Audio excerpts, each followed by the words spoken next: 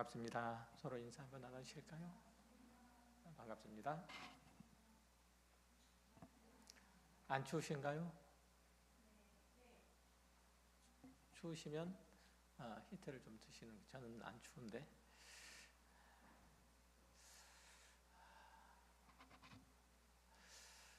말씀 함께 나누도록 하겠습니다. 사람들에게 가장 잘 알려진 예수님의 말씀, 예수님의 가르침을 꼽으라면 아마도 오늘 본문에 나오는 것처럼 원수를 사랑하라 라는 말씀도 빠지지 않을 겁니다. 마치 시대를 초월하는 금원처럼 그렇게 여겨져서 누구도 이 가르침에 불만이나 이의를 제기하는 사람은 없을 겁니다. 특별히 예수님의 죽으심을 아는 이들에게는 더욱 그렇죠. 예수님께서 어떠한 죽으심을 죽으셨는지 아는 이들은 원수를 사랑하라 라는 이 말씀이 더욱 깊게 와닿을 겁니다. 하지만 이 말씀처럼 또 지당하게 여겨지지만 자신의 삶의 정황에서 실현하기 어려운 말씀도 없죠. 본문에서 주님은 나는 너희에게 이르노니 너희 원수를 사랑하며 너희를 박해하는 자를 위하여 기도하라 라고 그렇게 명령하고 있으므로 귀를 막고 못 들은 채 할 수도 없고, 그렇다고 그것을 실행하기에는 넘어야 할 장애물들이 우리 안과 밖에 너무 많습니다. 어쨌든 주님이 당신을 따르는 제자들에게 우리에게 주신 말씀이니 큰 부담을 안고서라도 살펴봐야 되고, 또 우리의 삶에 그렇게 옮겨지도록 수고를 해야 할 것입니다. 예수님께서는 이렇게 운을 떼십니다. 또 내 이웃을 사랑하고 내 원수를 미워하라 하였다는 것을 너희가 들었으나 라고 말씀하시죠. 그러나 성경 어디에도 보면 원수를 미워하라 이런 말씀은 없어요. 오히려 원수를 사랑하라 라는 식의 말씀은 구약에서도 얼마든지 찾아볼 수 있어요. 레위기 19장 17절 이하에 보면 이렇게 되어 있거든요. 너는 너의 형제를 마음으로 미워하지 말며 내 이웃을 반드시 견책하라. 그러면 내가 그에 대하여 죄를 담당하지 아니하리라. 원수를 갚지 말며 동포를 원망하지 말며 내 이웃 사랑하기를 내 자신과 같이 사랑하라. 나는 여호와니라. 이처럼 원수를 미워하라 라는 말씀은 전혀 성경에 나오지 않습니다. 원수도 용납하고 사랑하라는 식의 말씀들은 얼마든지 있죠. 그러면 원수를 미워하라는 말씀은 어디서 근거했을까? 왜 예수님께서는 오늘 본문을 통해서 네가 네 원수를 미워하라 라는 말씀을 내가 들었으나 이렇게 말씀하셨을까요? 그건 분명한 교훈은 찾을 수는 없지만 당시 유대인들의 전통에 자리 잡고 있었던 보편적인 어떤 교훈 혹은 사상이었던 것처럼 보입니다. 예수님 당시의 유대인들은 이미 수백 차례 이민족의 침략을 받았고 또 나라마저도 무참히 짓밟혀 있다가 사라지기를 이제 반복했던 거죠. 거기다가 반민족적인 매국노들이 그 유대 사회에도 있었죠. 침략자의 앞잡이 노릇하는 사람들이 있었어요. 이들이 동족을 괴롭히고 힘들게 했던 것들도 유대의 역사를 보면 흔히 찾아볼 수 있어요. 로마 제국에 빌붙어 살면서 자기 영달을 꾀하는 이들에 대한 유대인들의 증오, 이것들도 예수님 당시의 사람들에게는 아주 대단했을 텐데 유대인들은 바로 이런 사람들을 공공의 적으로 그렇게 여기고 그들에 대한 증오심을 나타내는 것이 당연하다라고 여겼던 것이죠. 바로 이런 시대사회적인 분위기에 반하는 말씀을 이제 예수님께서 굳이 꺼내시는 거죠. 하나님의 나라의 백성들이 마땅히 추구해야 되는 의에 대해서 가르치시고자 했던 거예요. 마태복음 5장 20절을 보면 주님께서는 서기관과 바리새인의 의를 가지고 오시면서 그와 대립하는 하나님의 의, 하나님의 나라의 의에 대해서 제자들에게 가르치시면서 그 일을 반드시 이루어 가야 한다라고 그렇게 말씀하신 것 아마도 기억하실 거예요. 듣고 계세요?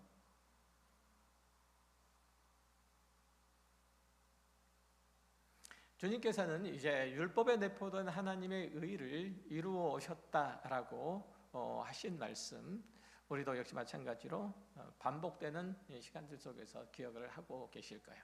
그 하나님의 그 하나님의 의의 진수는 다른 데서가 아니라 십자가에서, 예수 그리스도의 십자가에서 찾을 수가 있죠. 주님께서는 우리를 대신해서 십자가에 못 박히심으로써 하나님의 의를 이루셨어요. 우리를 향한 주님의 사랑이 십자가로 나타난 것이죠. 신약 성경에서 반복해서 말씀하고 있는 내용이에요. 로마서 3장 21절 이하를 제가 잠깐 읽어드릴게요. 이제는 율법 외에 하나님의 한 의가 나타났으니 율법과 선지자들에게 증거를 받은 것이라. 곧 예수 그리스도를 믿음으로 말미암아 모든 믿는 자에게 미치는 하나님의 의니 차별이 없느니라. 모든 사람이 죄를 범하였으며 하나님의 영광에 이르지 못하더니 그리스도 예수 안에 있는 성령으로 말미암아 하나님의 은혜로 값없이 의롭다 하심을 얻은 자 되었느니라. 이 예수를 하나님이 그의 피로써 믿음으로 말미암아 화목 제물로 세우셨으니 이는 하나님께서 길을 참으시는 중에 전에 지은 죄를 간과하심으로 자기의 의로우심을 나타내려 하심이니. 여기에서 보는 것처럼 하나님의 의로우심, 그것은 다른 것이 아니라 그분의 용서와 사랑으로 나타났다고 말하죠. 우리가 하나님과 원수 되었을 때 그 아들이 십자가에 죽으심으로 말미암아 하나님과 우리 사이를 화목케 했다는 내용들은 성경에 빈번하게 등장을 합니다. 이로 말미암아서 우리가 하나님 안에서 거룩하게 됐고 또 하나님의 온전하심을 따라 온전하게 될 수 있었던 거죠. 하나님과의 관계를 맺음으로 말미암아서 우리 스스로는 부족해도 그 관계에서 흘러나오는 사랑과 그 의로움이 우리 소유가 되었다고 성경은 말하고 있어요. 우리는 하나님의 선하심과 의로우심과 사랑이 우리의 소유로 가지고 있는 사람들이다라고 얘기를 하죠. 하늘에 계신 우리 아버지의 온전하심을 닮은 그 마음이 너희 원수를 사랑하며 너희를 박해하는 자를 위해서 기도하라 라는 이 말씀에 순종케 하는 동력이 되는 거죠. 예수님께서 본문을 통해서 우리에게 말씀하신 바는 너희는 사랑이 뭔지 모른다는 거예요. 너희는 진정으로 이웃을 사랑하고 있지 않다는 거죠. 너희가 하나님의 의로우심을 안다면 사랑해야 될 사람과 관심을 안 두어도 될 사람, 그 두 부류를 구분할 수 있겠느냐는 거예요. 이 사람은 내 편, 저 사람은 남편, 이렇게 편 가르기를 하고 할 수 있겠느냐는 얘기예요. 사랑에는 원수 맺는 것이 없다라고 얘기를 해요. 예수님께서는, 그러니까 하나님께서는 그 해를 악인과 선인에게 두루 비치시는 분이시기 때문에 그 비를 의로운 자와 불의한 자에게 동일하게 내려주신 분이기 때문에 그렇다는 거죠. 너희가 그런 그 하나님의 온전하심을 따라 살아가고 있는 자인가? 그 하나님의 아들이라고 얘기할 수 있겠느냐를 지금 예수님께서는 그의 제자들에게 또 그의 말씀을 듣는 모든 이들에게 되묻고 계시는 거죠. 당시 유대인들은 자기의 유불리에 따라서 이웃을 만들기도 하고 또 원수를 만들기도 했어요. 그들은 자기의 이웃이 될 사람과 원수가 될 사람들의 범주를 미리 정해놓고 그들의 이웃들에게만 선을 베풀었죠. 그러니까 자기의 편익에 따라서 이웃을 만들기도 하고 원수도 만들기도 했다는 거예요. 그럴 목적으로 율법과 그의 주석들을 많이 여러 차례 이용하기도 했죠. 자기를 사랑하고 그리고 자기 유익을 얻으려고 또 자기를 자랑하려고 율법이라고 하는 그 도구를 사용했던 거죠. 율법이 말하는 바 사랑할 사람을 사랑하고 미워할 사람을 미워하는데 이게 내게 무슨 문제가 있겠느냐는 거예요. 딱 이런 태도였죠. 오른뺨을 치는 사람에게 내가 똑같이 갚아주고 속옷을 가지려고 하면 맞고서에서 그걸 반드시 지켜내고 누가 억지로 오리를 가자고 하면 그 사람의 팔을 꺾고 달아나라. 요즘 세상에 정직하고 예의 바르게 대하면 되려 당하게 된다. 이런 분위기가 사실은 예수님 당시에도 아니 인류의 역사 모든 시간들 내내 있었던 거죠. 당시 유대 사회나 지금이나 마찬가지로 나를 쉽게 보는 사람에게 호의를 베푸는 것 어떻습니까? 무모하고 미련한 짓으로 여겨지죠. 적어도 나에게 대해서 선의를 가지고 있거나 호감이 있는 사람에게 친절하게 대하는 것, 또 너그럽게 대하는 것, 그것은 필요하고 또 유효해요.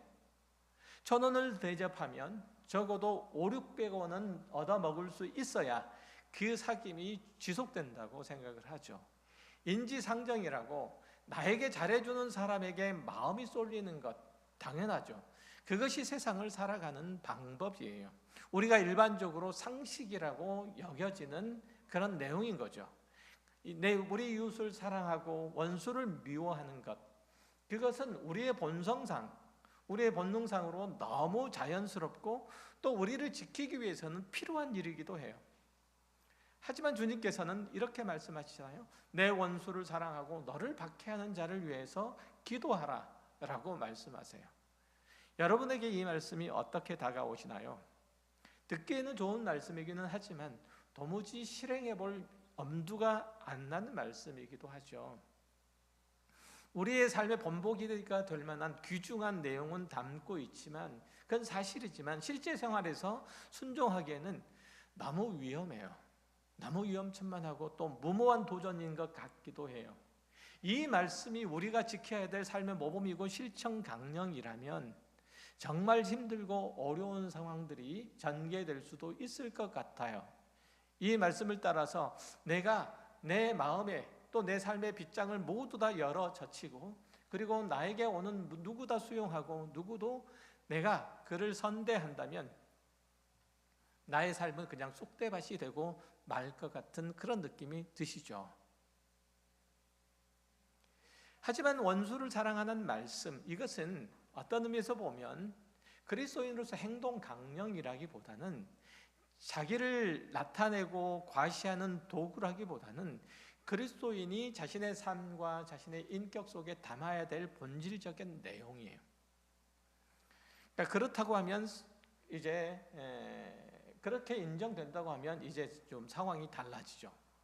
그것은 개인의 호불호에 따라서 선택해야 될 문제가 아니라, 즉 다시 말해서 내가 원수를 사랑할 수도 있고 또 원수를 사랑하지 않을 수도 있고 내 형편과 상황에 따라서 그것을 취사 선택해도 괜찮고 하는 문제가 된다면, 그것은 얼마든지 내가 내 마음속에 두고 생각할 수 있겠지만, 이게 내 본질적인 내용이라면, 내가 그리스도인으로서 마땅히 드러내야 되는 내 그리스도인으로서 본질에 속한 것이라면, 또 당위적이고 필연적인 어떤 과정이고 목표라면 이거는 조금 우리에게 무게가 달리 여겨져야 된다는 거예요. 취사 선택의 문제가 아니고 그리스도인으로서 살아갈 때 반드시 내 삶 안에서 드러날 수밖에 없는 그러한 내 인격적 삶의 본질적인 내용이라면 조금 다르다는 얘기죠. 본문에서 주님께서는 너희 원수를 사랑하고 너를 박해하는 자를 위해서 기도하라 라고 말씀하시면서 뭐라고 뒤에 붙이시냐면 그렇게 얘기를 해요. 이같이 한즉 하늘에 계신 너희 아버지의 아들이 되리니, 이렇게 말씀하세요. 그러니까 이같이 하면 아들이 될 거다라고는 조건과 결과를 얘기하는 것이 아니라, 하나님의 아들이라면, 하늘에 계신 너희 아버지라면 마땅히 그렇게 한다라고 얘기를 하고 계시네요. 원어적인 의미에서는 보면 그렇다고 얘기를 해요. 그러니까 하나님의 하늘의 아버지의 아들이라면 당연히 그렇게 해야 된다는 거죠. 그리스도인에게만 나타나는 본질적인 특질이 바로 그거라는 얘기예요. 원수를 사랑할 줄 아는 마음. 자기를 사랑하는 사람을 사랑하는 것은 이방인도 다 한다는 거예요. 하지만 원수를 사랑하는 것은 그리스도인만 할 수 있는 그 본질된 특성이라고 얘기를 하고 있어요. 유대의 바리새인들은 자기 기준에 맞는 사람, 자기의 구미에 당기는 사람을 사랑하면서 자신들이 마치 사랑의 화신이나 되는 것처럼 자신들이 훌륭한 사람인 것처럼 그렇게 여겼어요. 반대로 자기 기대에 부응할 수 없는 사람, 자기 기준에 못 미치는 사람은 무관심하거나 배척하거나 미워하죠. 그러면서 오히려 그런 자신들이 행위가 의롭고 정당하고 올바르다고 그렇게 자랑하고 과시했던 거예요. 율법에서 규정하기를 죄인, 이라고 그렇게 못을 받고 있는 사람을 어떻게 사랑할 수 있겠느냐는 거예요. 나에게 적대감을 가지고 덤비는 사람을 어떻게 용납할 수 있겠느냐는 얘기예요. 정의롭고 진실하고 냉철한 내가 볼 때 그 사람은 도무지 용납할 수 없는데, 도무지 가능성이 없는데 우리 공동체에 어떻게 끼워줄 수 있느냐는 얘기예요. 나에게 원수처럼 대하는데, 우리 민족에게 반역자인데 우리 공동체에서 어떻게 그를 수용할 수 있느냐는 얘기죠. 유대인들이 취한 태도는, 이런 태도를 취한 것은 그들이 정의롭고 올바라서가 아니라 그들이 자신을 사랑했기 때문에 그래요. 그들이 다른 사람들에게 호의를 보내고 그리고 선을 행한 것은 그것을 빌미를 삼아서, 그것을 시험 삼아서 자기 편이 될 사람과 그렇지 않는 사람들을 구분하기 위해서 그랬던 거예요. 그러니까 사랑해 줄 사람과 거리를 두고 견제해야 될 사람들을 편 가르기 위해서 그들은 뭘 사용했냐면 율법이라는 도구를 사용했어요. 조상들의 유전, 전통이라는 것들을 사용했어요. 뿐만 아니라 자신들이 이방인과 구별된 선민이라는 그 의식을 또한 사용했어요. 그런 행위들은 유대인들이 괴 취급하는 그 이방인들과 자신들을 구별하기 위해서라고 그렇게 생각을 했는데, 그건 당연히 우리는 하나님의 백성이기 때문에 하나님의 백성을 위해서 율법이 요구하는 바는 다 하지만 율법이 요구하지 않는 바, 조상들의 전통이 요구하지 않는 바는 배척함으로써 우리가 얼마나 이 문제에 대해서 종황무쌍한지를 분명하게 드러내기 위해서 나는 이 일들을 한다 라고 그렇게 생각을 했던 거예요. 바로 이 부분에 대해서 예수님께서는 꾸짖고 있는 거예요. 우리의 마음의 생각과 삶의 태도를 더듬어 보면 우리도 주님의 꾸중에서 크게 피해가지 못해요. 우리는 자신에게 유익이 될 만한 사람에게는 잘 보이고 싶죠. 또 잘 해줘요.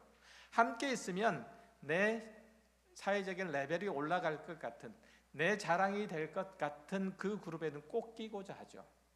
하지만 별 볼 일 없어 보이는 사람에겐 별로 관심을 안 가져요. 아는 채 안 해요. 그리고 또 쉽게 대하죠. 나에게 도움이 되지 않고 아쉬운 소리나 할 수 있는 사람, 손을 벌리고자 하는 사람은 좀 멀리 하는 게 좋잖아요. 그래서 그렇게 해요. 보기에 천해 보이는 사람, 남루해 보이는 사람, 이 사람은 좀 멀리 하는 게 좋아요. 왜냐하면 얻어먹을 게 없잖아요. 가깝게 하면, 내가 그 사람과 가깝게 하면 그 사람의 남루함이 나에게도 옮아올 것 같잖아요.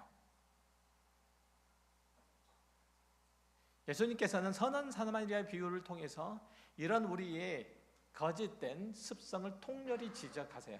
누가복음 10장 25절 이하를 보면 이렇게 말씀하세요. 이렇게 쓰여 있어요. 어떤 율법 교사가 일어나 예수를 시험하여 이르되 선생님, 내가 무엇을 하여야 영생을 얻으리까? 예수께서 이르시되 율법에 무엇이라 기록되었으며 내가 어떻게 읽느냐? 대답하여 이르되 내 마음을 다하며 목숨을 다하며 힘을 다하여 뜻을 다하여 주 너희 하나님을 사랑하고 또한 내 이웃을 내 자신같이 사랑하라 하였나이다. 예수께서 이르시되 내 대답이 옳도다. 이를 행하라. 그러면 살리라 하시니 그 사람이 자기를 옳게 보이려고 예수께 여짜오되 그러면 내 이웃이 누구니까? 자, 이렇게 이제 질문한 것에 대해서 예수님께서 베푸신 것이 선한 사마리아인의 비유예요.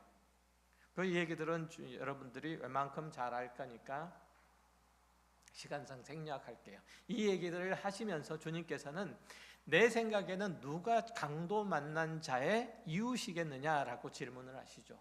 처음에 율법사가 질문하기를 누가 내 이웃이 되겠습니까?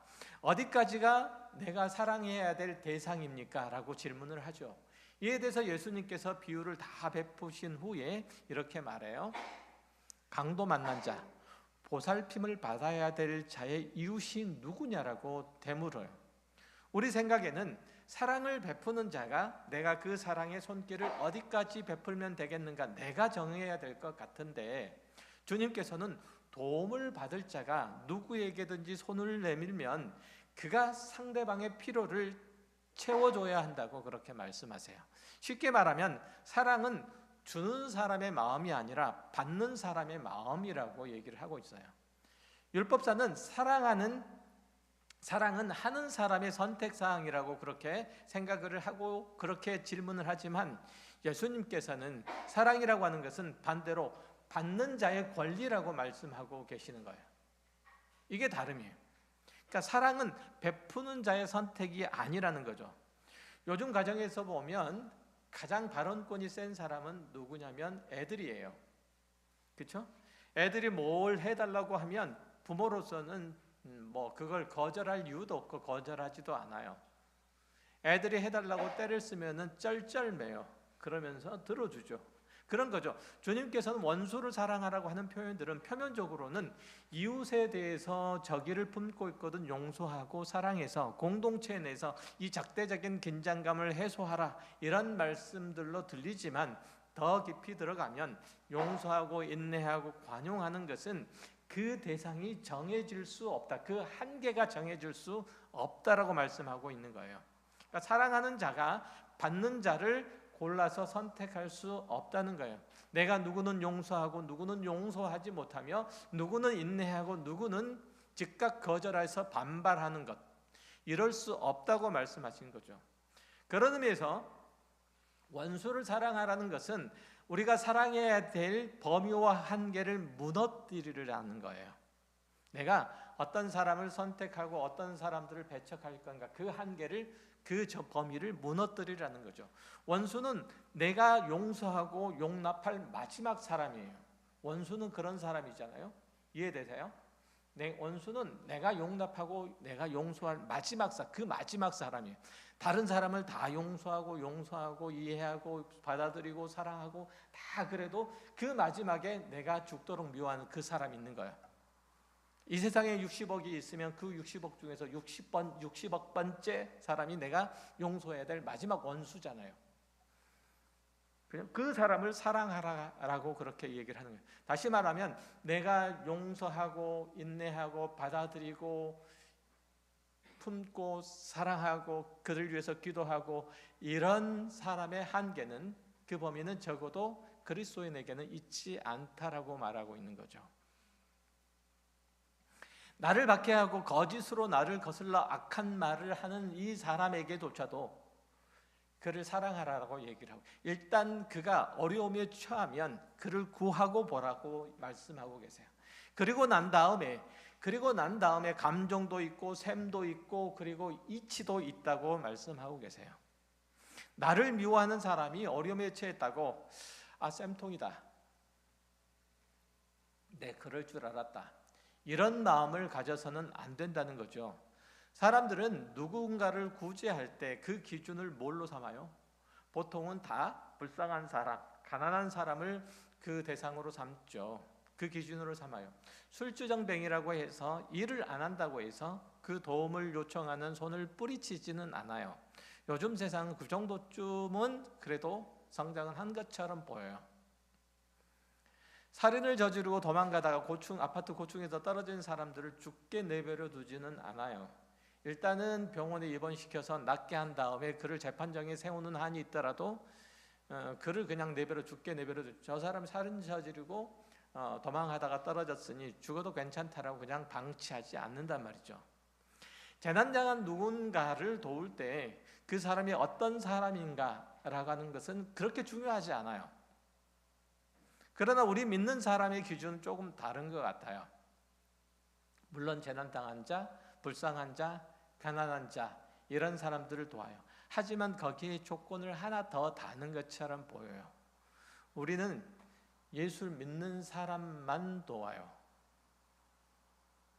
아니면 이거 줄 테니 예수를 믿어라, 이런 식으로만 조건부 도움을 우리는 줘요. 누군가가 예수를 믿는 일들은 이 세상에서 그 무엇보다 중요해요. 그리고 필요해요. 그렇기 때문에 더욱 조건을 달아서는 안 돼요.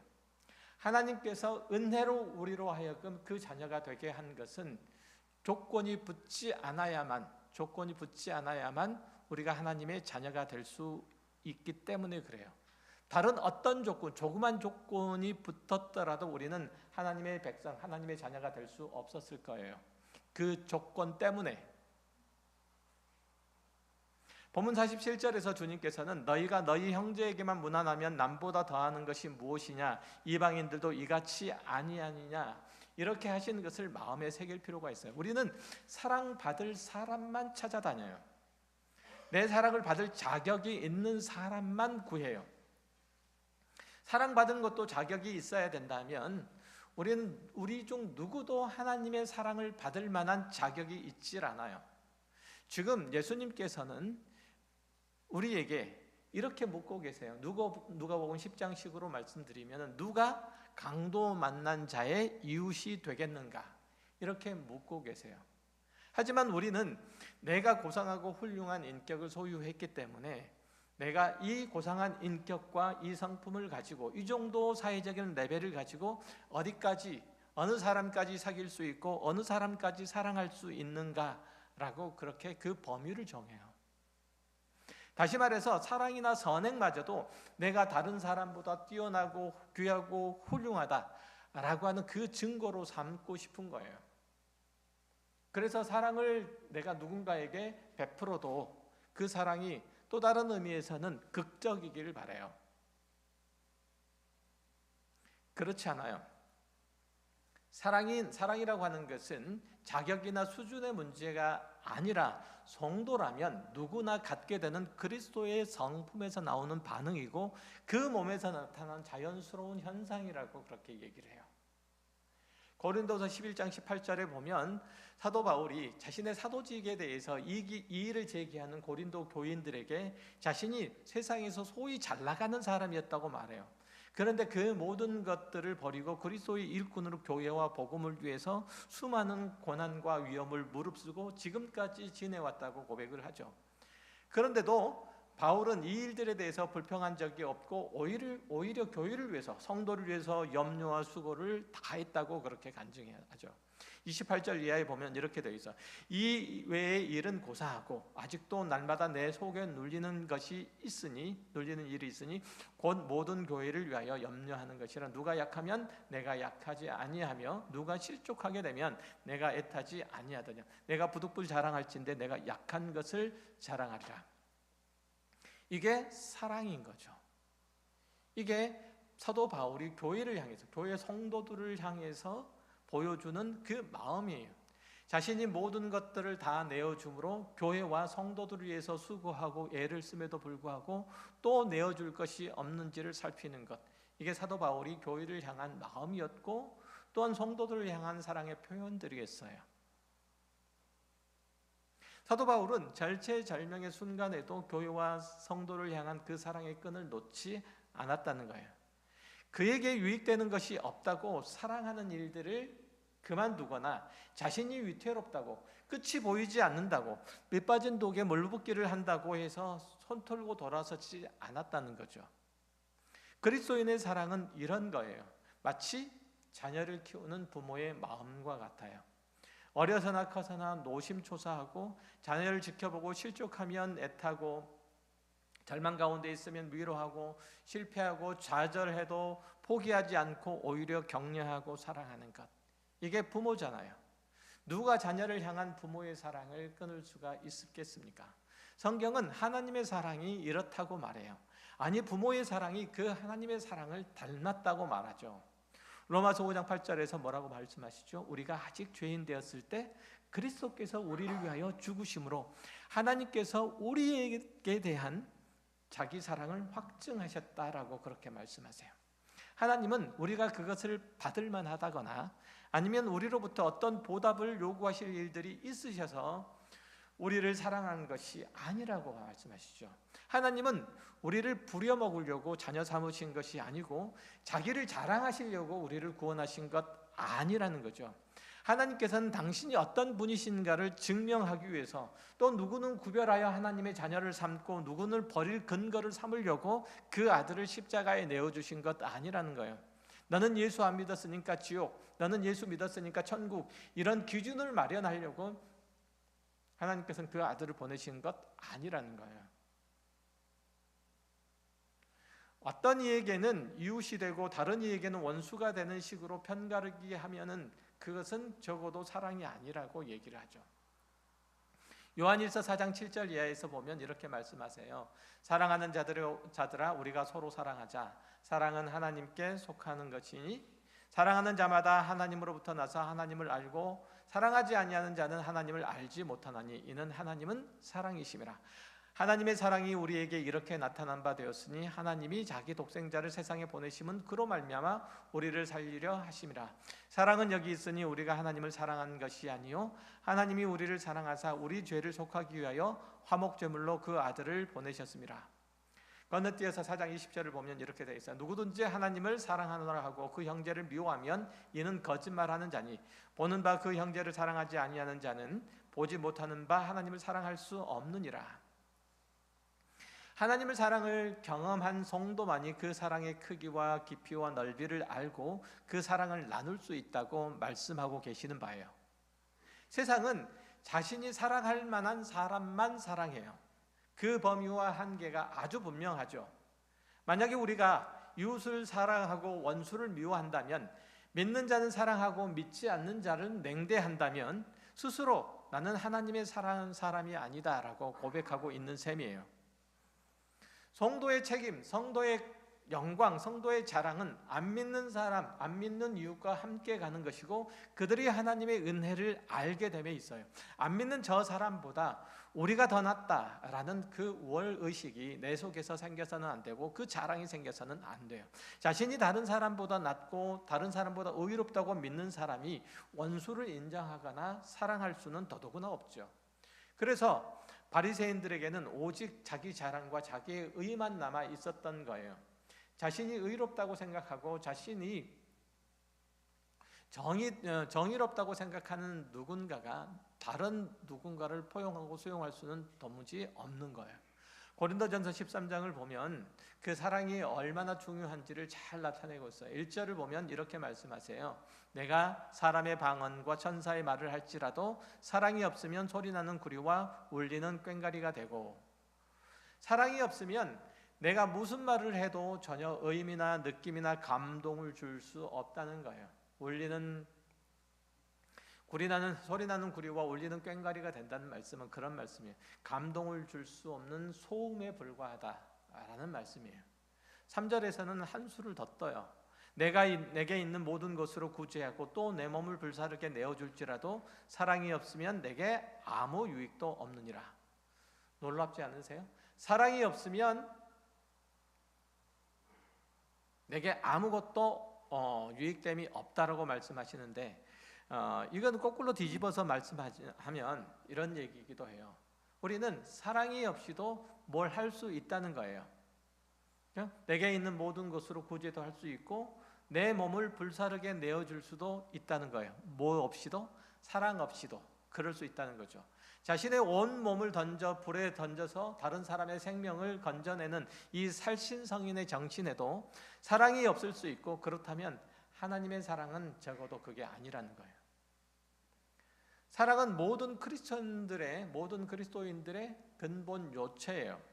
우리는 성도의 가치를 어떤 능력, 경건, 열심 이런 것들로 생각하고 사랑도 마치 하나의 기능처럼 생각해요. 하지만 사랑이라고 하는 것은 기능이 아니고, 우리가 장착해야 되는 기능이 아니고 성도의 본체라고 얘기해요. 하나님의 본체가 사랑이듯이 성도도 역시 마찬가지라는 거예요. 사랑이라고 하는 이 본체, 이 그릇에다가 다른 능력, 경건, 열심 이런 것도, 충성 이런 것도 다 담는 거예요. 그러니까 사랑이 없으면 이 모든 것이 소리나는 구리와 울리는 꽹과리가 될 뿐이라는 거죠. 사랑이 없으면 성도는 다 껍데기일 뿐이라고 말씀하고 계세요. 그러니까 성도의 신앙이 부족한 것이 아니라 성도 자체가 없는 거예요. 뭐가 없으면? 사랑이 없으면.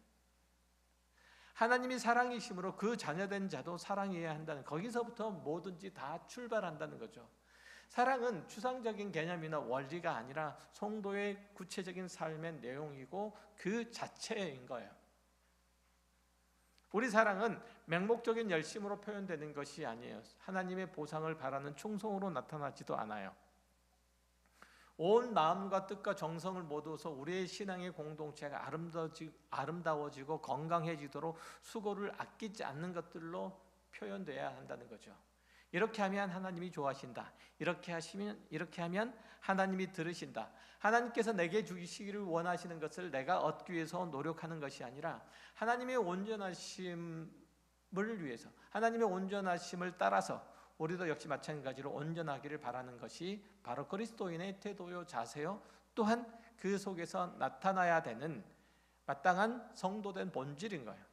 하나님을 닮아가야 한다는 거예요. 하나님이 사랑이신 것처럼 우리도 역시 마찬가지로 하나님을 닮아 사랑이어야 한다는 거죠. 하나님은 우리의 능력과 열심 그리고 재주를 요구하시는 분이 아니세요. 우리에게 필요한 것은 열심도 아니고 재주도 아니고 능력도 아니고 우리가 가지고 있는 어떤 소유도 아니에요. 우리에게 필요한 것은 하나님의 사랑이에요. 어떤가요? 우리가 하나님이 쓰실 만한 존재인가요? 능력 면에서 하나님의 요구를 충족시킬 만한 그런 능력을 가지고 계세요?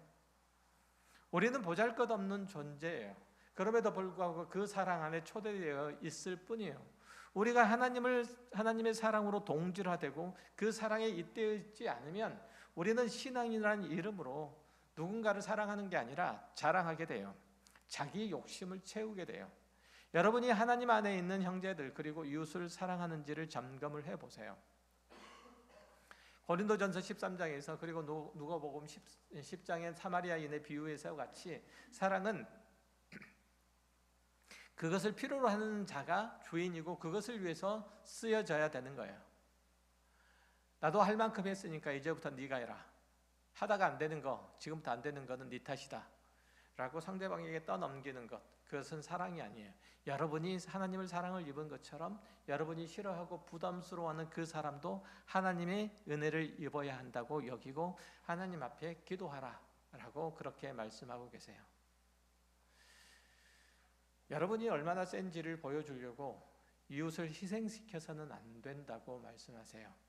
오른뺨을 때리면 왼뺨을 돌려대는 인내가, 속옷을 달라 하면 겉옷까지 주는 친절이, 오리를 가자 하면 심리를 함께 가주는 그 용서가 있어야 된다고 해요.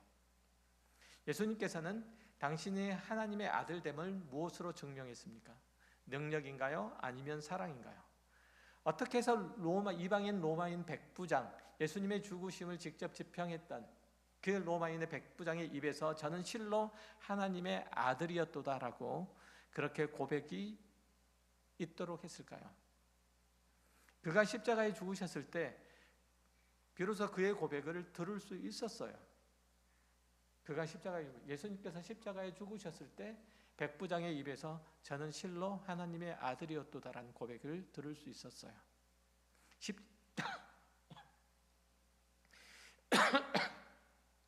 십자가에서 탈출해서 나올 때가 아니고 십자가에 죽으셨을 때 그렇게 무기력하게 죽으셨는데 저는 하나님의 아들이었다라고 고백할 수 있었던 거예요.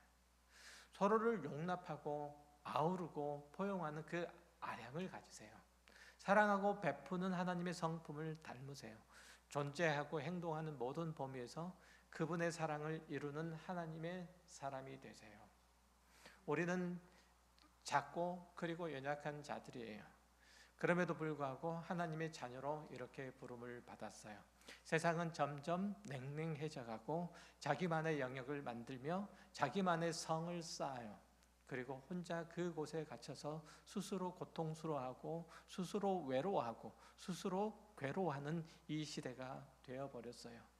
점점 사람과 사람들이 나뉘고 영역과 영역들이 나뉘고 또 부분과 부분들이 다 흩어져 모두 다 공중에 흩어져 버린 공중에서 산화되어 버릴 그 지경에 이르렀어요. 이 세상에서 누군가가 이 세상이 멸망으로 치닫는 것을 막을 수 있다면 그것은 그리스도인일 거예요.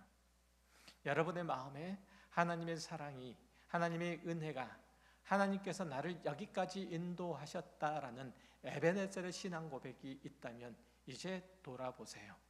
옆을 보시고 뒤를 보시고 그리고 앞도 보시고 이러시면서 여러분의 삶에서 누리고 있는 어떤 하나님의 은혜를 그 사랑을, 하나님께서 나에게 이만큼 베풀어 주셨다는 그 자랑이 여러분의 신앙의 고백들 속에서 나온다면 그것들을 가지고 함께 섬겨 보세요. 교회가 많이 빈자리가 많이 있습니다.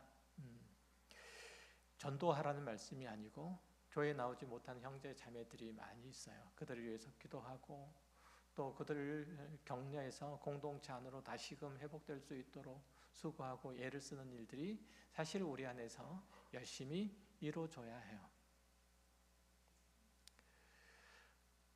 제가 아주 개인적인 말씀이지만 이 시간 집례를 하기 위해서 기도하는데 마음이 많이 아팠어요. 많이 힘들고 어떤 의미에서는 고달프기도 하고 그랬어요. 근데 문득 떠오르는 생각이 있었어요. 뭐였었냐면 고향집이었어요. 고향집. 시골에 있는 고향집들 기억나시죠? 낡고 그리고 많이 빛바랬고 그리고 거기에 계시는 분 하면은 시골에 계시는 어머니, 아버지 혹은 두 분 중에 어느 한 분 아니면 지금은 다 천국에 가시고 아무도 살지 않는 빈집이 아마 고향집으로 여러분들 있으실지 몰라요. 그럼에도 불구하고 여러분의 마음의 고향은 여전히 그 고향집인 거죠. 그건 뭐냐면 그곳에 아버지의, 어머니의 사랑과 아버지, 어머니의 온기가 남아있기 때문에 그래요. 저희 가까운 교회가 또 제가 적어도 목회를 하는 그 순간까지 여러분이 몸담고 있는 공동체에게 그런 고향집과 같은 그런 존재가 그런 목회 현장이 그런 교회가 되었으면 바랍니다. 어떤 형편과 어떤 여건에 있든지 그래서 삶의 어떤 상황에서 내가 잠깐 교회를 떠나고 교회에서 멀어질 수 있지만 그럼에도 불구하고 언제나 내 마음의 고향 같은 신앙의 고향과 같은 그런 존재로 가까운 교회가 남기를 바라고 그런 의미에서 내가 목사인 제가 교회를 든든하게 지키고 또 사랑하며 섬길 테니 여러분들 그 안에서 하나님께서 베푸신 그 은택을 따라 맡은 바 그의 직무들을 성실하게 함께 해주실 분들을 함께 해주시고 또 여러 가지 환경과 여건들 때문에 그 일들을 못한다고 할지라도 연약한 자들을 위해서 특별히 교회에 힘들고 상한 이들을 위해서 기도로서라도 함께 해주는 우리 공동체가 된다면 이 마지막 때에 하나님께서 서로 사랑하고 섬기고 주의 공동체를 이루라고 하는 그 복되시고 또 영광된 그 명령을 진실하게 온 마음을 다해서 지켜내는 우리 공동체가 될 수 있을 것입니다. 기도하겠습니다. 하나님 아버지 감사합니다. 우리들에게 주어진 모든 삶의 현실들 속에서 현장들 속에서 우리가 해야 하는 것 그것은 하나님의 사람으로서 그 사랑을 함께 나누고 또 그로 말미암아 섬기고 사랑하는 것들입니다. 하나님 이 일들 성실하게 다하는 저희들 되게 하여 주옵소서. 사랑할 수 있는 사람만 사랑하면 그것은 어떻게 하나님의 사랑을 아는 자라고 할 수 있겠습니까? 사랑할 수 없는 자, 품을 수 없는 자, 용서할 수 없는 자, 그 한계, 그 영역을 허물어뜨리고 누구라도 위해서 기도하며 격려하며 위로하며 기다리며 인내하며 또한 품에 안고 함께 갈 수 있는 우리 공동체를 이루도록 가까운 게 속해 있는 모든 성도들이 주 안에서 주님의 사랑 안에서 다시금 새롭게 되며 온전케 되는 귀한 역사가 있게 하여 주옵소서. 성령께서 저희와 함께 하셔서 불붙는 심정을 허락하여 주시되 주님의 마음 우리를 위해서 십자가라도 감히 지고 가시는 그 주님의 마음을 담게 하시고 그로 말미암아 세상에서 환난을 당한 자가 교회 공동체 안에 참된 위로와 참된 쉼을 얻는 그런 주님의 교회를 이룩하게 하여 주옵소서. 귀한 말씀을 통해서 우리를 새롭게 하시니 감사드립니다. 예수님의 이름으로 기도했습니다. 아멘. 다 같이 찬송가